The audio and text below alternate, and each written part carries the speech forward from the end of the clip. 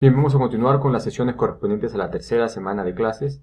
En esta semana en particular y parte de la siguiente nos vamos a enfocar en hacer una revisión de los conceptos de Ingeniería de Materiales 1 y 2 que ustedes ya conocen. El objetivo para la sesión o para la semana es reforzar esos conceptos básicos, los fundamentos de la Ingeniería de Materiales, porque eso nos va a ayudar pues a empezar a desarrollar de una vez ya las habilidades que se necesitan para conducir un análisis de falla. Habíamos comentado en las sesiones anteriores que parte de realizar un análisis de falla es justamente hacer uso de los conceptos, los principios, los fundamentos de la ingeniería. En particular, si hablamos de un análisis de falla metalúrgico como el que realizamos nosotros, hay mucho que revisar en términos de la metalurgia, ¿verdad? De las aleaciones con las que se fabrican los componentes mecánicos. Y para empezar a desarrollar el tema, quiero volver a un equipo que habíamos ya mencionado en alguna de las sesiones anteriores, esta pala mecánica, y vamos a enfocarnos en particular en dos componentes que forman parte de este equipo. La corona, que está ahí señalizada con una flecha de color azul, y las zapatas que conforman la oruga, que están señalizadas con una flecha de color fucsia. Quiero que piensen un poquito en los requerimientos en términos de propiedades mecánicas que se necesitan para estos componentes. La corona es justamente el componente que permite que toda la cabina de la pala gire, ¿sí? Que pueda rotar. Y las zapatas, por supuesto, que conforman la oruga, son los componentes que ayudan a que la pala pueda moverse, ¿verdad? De un lado a otro.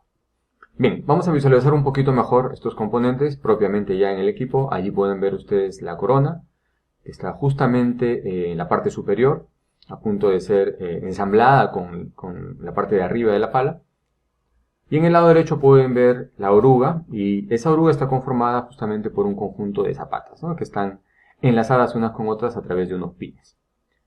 Bien, para poder tener más claro todavía el tipo de ambiente en el cual trabaja este tipo de componentes, el tipo de solicitaciones mecánicas, y no solo mecánicas, sino también en términos de ambiente, en términos de temperatura, a las que están sometidos estos componentes, voy a mostrarles un video, ¿sí? Vamos entonces a visualizar ese video, y quiero que mientras lo van viendo piensen por favor en el tipo de solicitaciones, el tipo de propiedades que ustedes necesitan en estos materiales para que puedan operar sin ningún problema.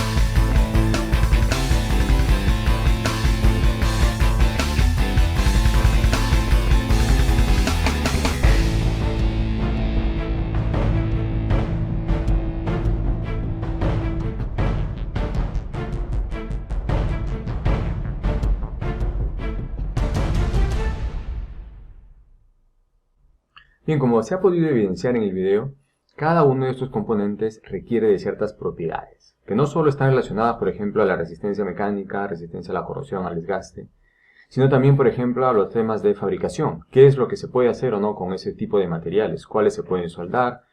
¿Qué componentes se tienen que hacer por forja? ¿Qué componentes se tienen que hacer por fundición?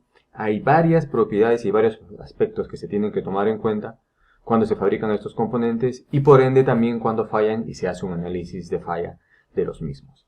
Hablando justamente de fallas de estos componentes, quiero mostrarles aquí dos imágenes que corresponden a fallas que ocurrieron en estos componentes. En particular, en la imagen superior izquierda podemos ver una zapata fracturada, se puede ver allí la superficie de fractura justamente, mientras que en el lado inferior derecho tenemos la corona, que también se ha fracturado, y pueden ver ustedes allí la región que corresponde a la fractura de uno de los dientes. ¿Sí? En ambos casos vamos a ver luego más adelante cuál ha sido el mecanismo de falla, por qué es que falló este componente. En lo que quiero que nos centremos ahorita son en las propiedades y en particular en la microestructura que tienen que tener estos materiales. Ambos son aceros, ¿verdad?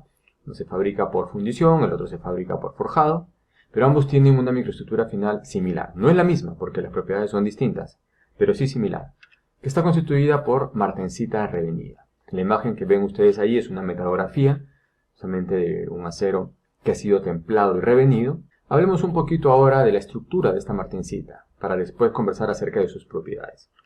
Si nosotros nos ponemos a analizar de qué está constituida esta estructura martensítica, lo que vamos a encontrar es que está constituida por una red tridimensional, todo un conjunto de átomos, si estamos hablando de un acero, principalmente de hierro y carbono, que conforman una red cristalina como la que estamos viendo en pantalla. Y si fuera posible analizar toda esa red tridimensional, podríamos incluso llegar a determinar cuál es la unidad mínima repetitiva a partir de la cual se genera toda la red cristalina. Y eso es lo que ustedes ya conocen como celda unitaria. En particular, lo que están viendo ahí es la celda unitaria de la martensita. Es una celda tetragonal, que es básicamente una celda cúbica, pero con un incremento en la longitud en el eje Z. ¿Sí? Esa microestructura, o esa estructura, perdón, que se forma, esa celda unitaria, es producto justamente de la transformación martensítica, lo que ocurre cuando un acero es sometido a un tratamiento de temple y revenido. Y esa es la estructura que se necesita, por ejemplo, para las zapatas. Las zapatas tienen que ser resistentes al desgaste, tienen que ser además resistentes al impacto, es decir, tener una buena tenacidad en caso se impacte una piedra, algún tipo de obstáculo cuando la pala se esté moviendo. Y como vemos ahí con esa flecha en color fucsia, las propiedades de esa zapata van a depender directamente de la martensita que se ha generado. Y a su vez, como ya hemos conversado, la martensita pues está relacionada con el ordenamiento atómico, el tipo de átomos y la celda unitaria que conforman. Entonces, como vemos aquí, existe una relación directa entre todas estas variables, la cual se puede plasmar en lo que vemos en esta diapositiva. ¿Sí? Hay una relación directa que se conoce como la relación E3P, esto también lo hemos visto en sus cursos de ingeniería de materiales, relación entre la estructura, las propiedades, el procesamiento y la performance o desempeño de un material. Si yo cambio la estructura de un material, voy a modificar sus propiedades. Para cambiar esa estructura, necesitaré pues modificar el procesamiento, el medio por el cual estoy procesando el material.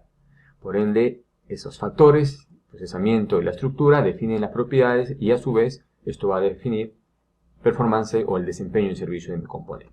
¿Cómo puedo yo determinar las propiedades? Justamente es donde entran ahí los ensayos o las técnicas de caracterización. Justamente va a ser la primera experiencia que van a tener ustedes en el laboratorio. Van a ver cómo se aplican los ensayos de caracterización para generar data, para generar resultados, que a su vez constituyan pues evidencia para sustentar un caso de análisis de falla. Y vamos a empezar a ver un poquito esta relación que existe entre la estructura, ordenamiento atómico, tipo de enlaces, con las propiedades y el desempeño que podemos esperar de algunos materiales, y vamos a enfocarnos en los materiales convencionales que conocemos, como son los metales, polímeros y cerámicos. Los metales presentan enlaces metálicos, es decir, que los átomos que constituyen los metales se unen unos a otros con enlace metálico, y esto, como ustedes saben, genera una nube de electrones libres, ¿verdad? La energía que tienen estos enlaces es relativamente moderada, por lo tanto, tienen una relativamente alta temperatura de fusión.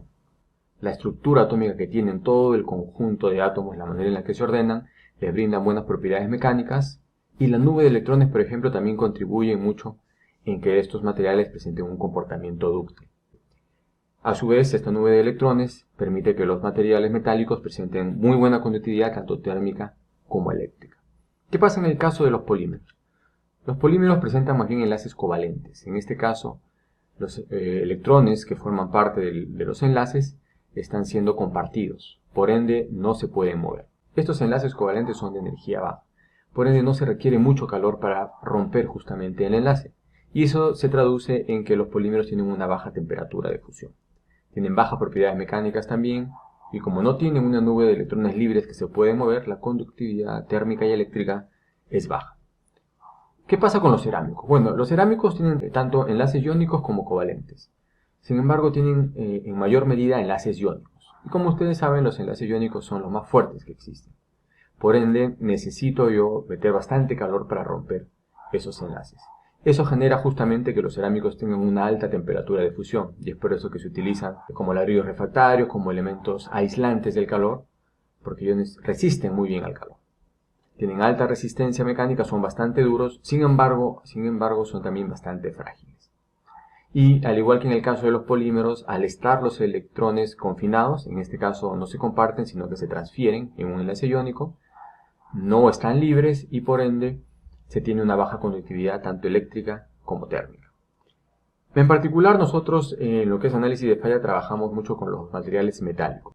Los materiales metálicos están constituidos por uno o más elementos metálicos, pero también pueden contener algunos no metálicos como el carbono, nitrógeno, oxígeno. El acero, por ejemplo, es una combinación de hierro y carbono.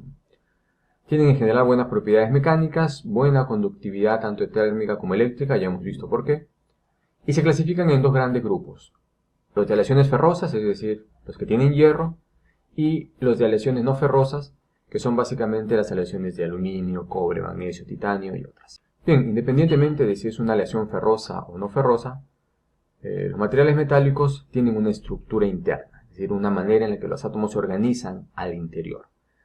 Esta estructura, este ordenamiento puede ser de largo alcance, como en la mayoría de los materiales metálicos, en donde tenemos una celda unitaria que se repite constantemente para formar los granos y a su vez luego esto es el material a escala macroscópica. En ese caso tenemos un material cristalino. Pero si no tenemos ese ordenamiento de largo alcance, entonces terminamos teniendo un material amorfo, un material en donde no hay un ordenamiento estricto de los átomos que lo conforman, ¿sí? La celda unitaria en sí influye notablemente en las propiedades. Y como ya hemos visto, por ejemplo, en el caso de la transformación martensítica, esa celda se puede modificar, ¿no? Con un temple y revenido yo puedo pasar de una celda típica BCC en un acero a una celda tetragonal, que es justamente la que tiene la martensita. Y como ustedes ya saben, se pueden generar grandes cambios en las propiedades mecánicas asociadas a ese cambio en la microestructura. Si queremos resumir un poquito cómo se relaciona la estructura con las propiedades que podemos esperar en una aleación metálica, podríamos decir que las aleaciones BCC, es decir, Body Center Cubic o cúbicas centradas en el cuerpo, tienen mayor resistencia mecánica en comparación con las cúbicas centradas en las caras o las que tienen una estructura hexagonal compacta. Por otro lado, las aleaciones FCC son más dúctiles y tenaces que las aleaciones BCC y las hexagonales compactas, ¿sí? Esto tiene que ver mucho con el estudio de la celda unitaria. En los cursos de IM1 e IM2 hemos analizado ya en detalle cómo está conformada la celda unitaria y cuáles son las propiedades que se esperan dependiendo justamente del tipo de celda. Si recordamos un poquito, la celda unitaria BCC tiene solamente 2 átomos al interior, mientras que la FCC tiene 4 átomos al interior, es decir, está más empaquetada, es más compacta. Hay más átomos al interior y por ende hay más planos de átomos. Si hay más planos de átomos, hay más sistemas de deslizamiento, es decir, sistemas que contribuyen a la deformación. Si hay más de estos sistemas, evidentemente el material será más dúctil. En particular, las aleaciones FCC además tienen la característica de que no pierden esa propiedad aún a baja temperatura. Entonces eso hace que se mantengan tenaces. Como podemos ver en el gráfico, las aleaciones FCC prácticamente no presentan temperatura de transición. Por supuesto, esto es una representación general, ¿no? En realidad sí pueden empezar a bajar un poquito la capacidad de energía absorbida a bajas temperaturas, pero se considera en general que las aleaciones FCC no tienen temperatura de transición. A diferencia de una aleación BCC que sí tiene una temperatura de transición bien marcada, ¿verdad? Un acero estructural, por ejemplo, tiene una temperatura de transición, es decir, una temperatura a partir de la cual se empieza a comportar de manera frágil. Va perdiendo tenacidad, va perdiendo utilidad para empezar a comportarse de manera frágil. Por otro lado, tenemos aleaciones más bien que siempre se comportan de manera frágil, como son las aleaciones de muy alta resistencia y los materiales cerámicos. Esto es muy fácil de visualizar con los materiales cerámicos, ¿verdad? Son bastante duros, bastante resistentes, sin embargo, no son tenaces, son muy frágiles, ¿sí? Lo mismo ocurre con aleaciones de muy alta resistencia. Bien, si queremos acotar aún más todavía el campo de materiales con los que se trabaja en análisis de falla, vamos a ceñirnos básicamente a lo que son las aleaciones ferrosas. ¿Y por qué? Porque es el material que más se utiliza en la industria. Así, casi todos los componentes que nosotros analizamos en el laboratorio de las diversas compañías con las que trabajamos son aleaciones ferrosas, es decir, aceros o hierros fundidos, que son, como ya sabemos, aleaciones base hierro-carbono, ¿sí? Además pueden tener otros elementos, sobre todo si hablamos por ejemplo de aceros aleados. Hay manganeso, silicio, cromo, níquel, molibdeno, cobre, titanio, vanadio, etc. Constituyen el 90% de la producción de metales este tipo de aleaciones y tienen buenas propiedades mecánicas y además bajo costo. Algunos ejemplos de aplicación de estas aleaciones ferrosas: las barras de construcción, moldes por ejemplo para diversos componentes poliméricos. La turbina Pelton, que está en mecánica, está fabricada con acero martensítico inoxidable, aceros para ejes, rodamientos, todo lo que son elementos de máquina, y monoblocks de motores, aceros para herramientas. Ya ustedes han visto el material del cual están fabricadas las bancadas cuando he llevado procesos de manufactura, están hechos de hierro fundidos. O por ejemplo esos recipientes, esos tanques que vemos ahí, de acero inoxidable para la industria alimenticia. Como podemos ver, hay una gran variedad de aleaciones ferrosas. Y en particular, si hablamos de los aceros, podemos clasificarlos, ¿verdad? Para ello vamos a utilizar la clasificación de la ASM, la American Society of Materials, que divide justamente los aceros de acuerdo a su composición. Nosotros vamos a utilizar esa clasificación de la ASM para definir lo que son los aceros al carbono u ordinarios, en donde tenemos aceros de bajo carbono con menos de 0.2% de carbono, aceros de medio carbono con porcentaje entre 0.2 y 0.5 y aceros de alto carbono para porcentajes mayores a 0.5%.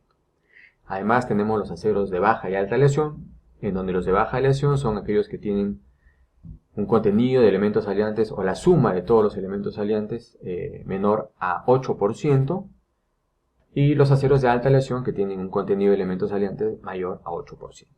¿Quiénes están en el grupo de baja aleación? Los aceros 4140, 4340. ¿Quiénes están en el grupo de alta aleación? Los aceros inoxidables, todos los que son los aceros inoxidables austeníticos, ferríticos, Ag316, Ag304. Vamos a hablar de varios de ellos a lo largo del curso. Es por eso que es importante que se empiecen a familiarizar ya con los nombres, propiedades, microestructuras y varias características de estos aceros que vamos a ir desarrollando a lo largo del curso. Bien, si hablamos de los aceros al carbono, haciendo un repaso también, ustedes saben que dependiendo del porcentaje de carbono justamente vamos a tener distintas microestructuras, como las que estamos viendo ahí en la diapositiva, y cada una de estas microestructuras va a presentar diferentes propiedades. Nuevamente, la relación E3P, estructura, propiedades, procesamiento, performance. Un acero de muy bajo carbono es prácticamente ferrita, es más bien un acero blando, mientras que un acero de alto carbono, del tipo hiperoctetoide, por ejemplo 1.2% de carbono, es un acero bastante duro, ¿verdad? No solo por la cantidad de perlita que tiene, sino por la cantidad de cementita que tiene, que se puede ver ahí en los límites de grano como la fase en color blanco. Dependiendo del porcentaje de carbono y de estas propiedades que se van a obtener, tenemos toda una gama de posibilidades para las aplicaciones. Así, por ejemplo, los aceros estructurales o los aceros que se utilizan para las tuberías y componentes galvanizados tienen un porcentaje de carbono de más o menos 0.2%. Si seguimos subiendo en el porcentaje de carbono, tendremos ya unas microestructuras con mejores propiedades. Llegamos a los aceros que tienen 0.4% de carbono, que son los ideales para los elementos de máquinas. Y si seguimos subiendo un poco más el porcentaje de carbono, vamos a encontrar los aceros que se utilizan en aplicaciones como cables, por ejemplo, para grúas, con porcentajes de 0.75, 0.8% de carbono, y con un poquito más, por ejemplo, los aceros al carbono que se utilizan para los resortes en los sistemas de suspensión de los automóviles. Además de los aceros al carbono, se utilizan muchísimo también en la industria los aceros de baja aleación. Es más, la gran parte de elementos de máquina que nosotros analizamos, en términos de análisis de falla, están fabricados con aceros de baja aleación, que como ya mencionamos son aquellos que tienen la sumatoria de todos sus elementos aliantes es menor a 8%. ¿Sí? esta adición de distintos elementos aliantes, como son el cromo, níquel, molibdeno, manganeso, vanadio, tungsteno, generan justamente una modificación tanto en su estructura como en sus propiedades, ¿no? Es decir, terminamos teniendo una gran variedad de microestructuras, una gran variedad de propiedades, pero una de las principales que debemos destacar en estos aceros es la templabilidad. Y la templabilidad es justamente la capacidad que tiene un acero para mantener una dureza elevada, propia de un temple, a lo largo de su sección, ¿sí? Esto es muy importante porque hay muchos elementos de máquinas en donde no basta tener una buena dureza y buenas propiedades solo en la superficie, sino también hacia el interior. Todos estos elementos de aleación que hemos mencionado ingresan en la microestructura de un acero, ya sea en solución sólida, es decir, reemplazando por ejemplo un átomo de hierro. Si vemos la representación en el lado izquierdo, los átomos de color rojo corresponden al hierro, en verde a cromo y en azul o celeste al níquel. Como podemos ver, casi todos son del mismo tamaño. Entonces, cuando estos átomos de los elementos aliantes ingresan en la estructura, entran sustituyendo a un átomo en la red cristalina de hierro. Por eso se dice que entran formando solución sólida sustitucional. Pero también se pueden combinar con el carbono, por ejemplo, para formar compuestos como los carburos, ¿sí? Y la manera en la que se designan estos aceros es utilizando la nomenclatura AISI, ¿verdad? American Iron and Steel Institute ha establecido una manera de designar estos aceros de baja aleación utilizando 4 o 5 dígitos, dependiendo del porcentaje de carbono. Y que están allí presentados con 4 letras, ¿no? Z, el primero, indica el tipo de acero. Si es 1, es acero al carbono. Y si es un acero aliado con algún elemento en particular, vamos a tener diferentes dígitos ahí. El segundo dígito, representado aquí por la letra Y, nos indica el contenido de ese elemento de aleación en el acero, o si son varios, la suma aproximada de los principales elementos de aleación. Y los últimos dígitos nos indican el porcentaje de carbono, multiplicado por 100, ¿verdad? Si son solo dos dígitos, es un acero que tiene menos de 1% de carbono. Si son 3 dígitos, es un acero que tiene más de 1% de carbono. Y con estos aceros de baja aleación, pues se pueden fabricar una gran variedad de componentes, de estructuras, diferentes equipos, sistemas que no pueden ser fabricados con los aceros al carbono debido a las limitaciones que tienen, ¿no? Por ejemplo, con los aceros al carbono no podemos llegar a más de 700 megapascales de resistencia sin perder tenacidad. Sí podríamos alcanzar valores mayores de resistencia, pero estaríamos perdiendo, estaríamos sacrificando la tenacidad. Ahí es donde entran los aceros de baja aleación. Por ejemplo, para puentes se tienen aceros en los cuales se tiene muy buena resistencia mecánica y debido a esa resistencia se puede reducir el espesor. Con eso reducimos todo el peso del componente. Y no solo el peso, sino también el costo, porque los aceros se compran por kilo, ¿verdad? Porque los aceros se compran justamente al peso. También se pueden hacer aceros, con estos aceros también se pueden fabricar recipientes a presión, elementos de máquina, rodamientos, herramientas, es decir, toda una serie de componentes que no se pueden fabricar con los aceros al carbono. Y vamos a terminar viendo dos aspectos importantes, ¿sí?, que nos permiten justamente ver las ventajas de tener un acero de baja aleación en comparación con un acero al carbono. Aquí estamos comparando un acero A36 con un conjunto de aceros al níquel, aceros aliados, ¿no?, tanto baja aleación como alta aleación. Fíjense, en el caso del acero A36, que es el acero estructural que se utiliza para estructuras como las que vemos en la fotografía del lado izquierdo inferior, se tiene una temperatura de transición, de acuerdo a la gráfica que se ve allí, que es obtenida de un ensayo Charpy, de más o menos 25-30 grados centígrados, ¿verdad? Quiere decir que a temperatura ambiente todavía pueden presentar un comportamiento dúctil. Tendríamos que ir a temperaturas criogénicas para empezar a experimentar ya un comportamiento frágil. Por ende, estos aceros no se pueden utilizar a temperaturas criogénicas. Pero ¿qué pasa cuando incorporamos níquel a ese acero? La curva que vemos con 0% de níquel corresponde básicamente a una curva de un acero al carbono. Conforme se va añadiendo níquel al sistema, se puede ver cómo las curvas se desplazan hacia la izquierda. ¿Qué quiere decir esto? Que se disminuye la temperatura de transición. Incluso a concentraciones de níquel de más o menos 9%, prácticamente ya no se tiene temperatura de transición.